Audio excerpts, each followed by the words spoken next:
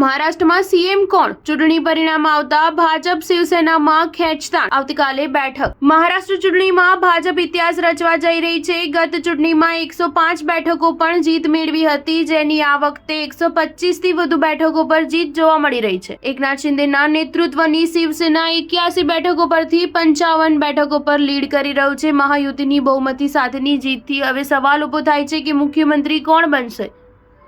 મહારાષ્ટ્ર વિધાનસભા ચૂંટણીમાં મહાયુતિ ગઠબંધને જબરજસ્ત લીડ મેળવી છે. આ અંગે મહારાષ્ટ્રના મુખ્યમંત્રી એકનાથ શિંદેએ પ્રતિક્રિયા આપી છે.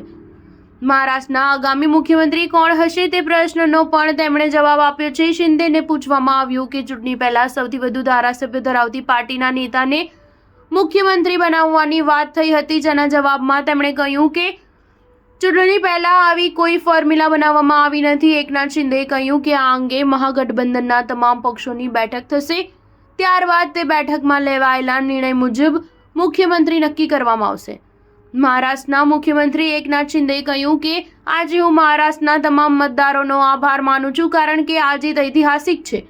આ પ્રસંગે એકનાથ શિંદેએ મહાયુતિના તમામ કાર્યકરોનો આભાર પણ માન્યો હતો. દેવેન્દ્ર ફડણવીસ મહારાષ્ટ્રના સીએમ બને તેવી શક્યતાઓ વધી છે.